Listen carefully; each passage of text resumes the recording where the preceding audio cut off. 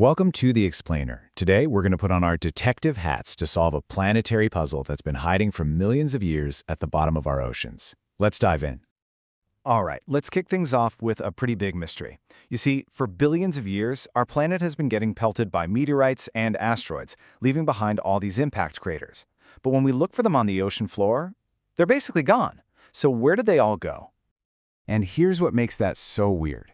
The oceans cover a staggering 70% of the Earth's surface. So, statistically, you'd expect most of those impacts to have happened in the water. It's like a crucial piece of evidence has just vanished from the crime scene.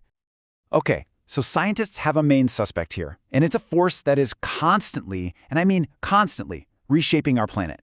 The idea is that the real culprit is the slow, relentless movement of the Earth's crust itself. But, to prove a theory like that, you need evidence. You need a way to actually read the ocean's hidden history. So how do you do that? Well, to crack this case, you need a very special kind of tool, one that can tell time on a geological scale. And believe it or not, that tool is actually locked away deep inside the rocks themselves, acting like a kind of radioactive clock. And this amazing method is called radioactive dating. The idea is pretty cool, actually.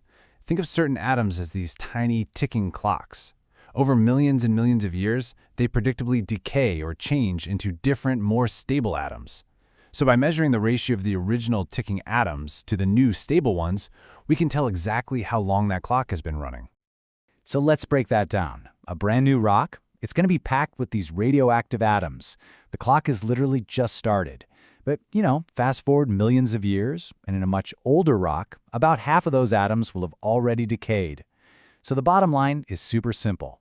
The more of those stable, decayed atoms you find, the older the rock is. Okay, so armed with this amazing geological clock, scientists went out and started sampling rocks from all over the ocean floor. And what they found? Well, it was astounding.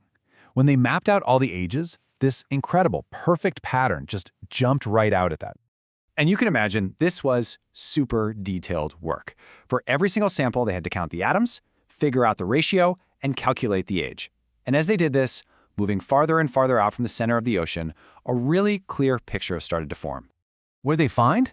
Well, the rocks right at the very center of the ocean, along this huge underwater mountain range we call the Mid-Ocean Ridge, were brand new. I mean, geologically speaking, they were practically babies, basically born yesterday. Then, as they moved away from that center line, things started to change. The rocks started getting older and older. A sample from a little ways out, bam, already about 70 million years old.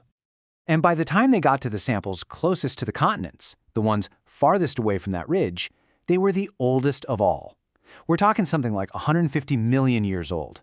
So you have this clear, perfect pattern. So this is the crucial clue, right? This absolutely perfect, symmetrical pattern. The ocean floor is brand new in the middle and gets progressively older as you move away in either direction. That is not a coincidence. That's a huge clue that something dynamic is happening. So you have to ask, what in the world could create a pattern like that? It's so orderly. It's not random at all. This pattern, this is our smoking gun. And it points to two major forces that are always at work shaping our planet. You've basically got two types of processes. Constructive ones that, create new stuff, and destructive ones that get rid of the old stuff. That mid-ocean ridge we talked about, that's a constructive zone. It's where new crust is literally being born from magma. But then, way out at the edges of the ocean, in these super deep trenches, the old crust gets pushed back down into the Earth. That's the destructive part, and it's called subduction. And this is the engine that drives the whole thing. It's like a giant conveyor belt. Seriously, new rock gets made in the middle, that new rock pushes all the older rock out to the sides, and then eventually that really old rock gets to the edge and gets recycled, pulled right back down into the planet. Okay, so now we have all the pieces of the puzzle. We've got the motive, the means, the whole shebang. It's time to go back to our original crime scene and finally solve the mystery of those missing craters. All right. Let's bring it all home. Let's revisit that big question and lay out the final argument, detective style. Why does the ocean hide its scars so well?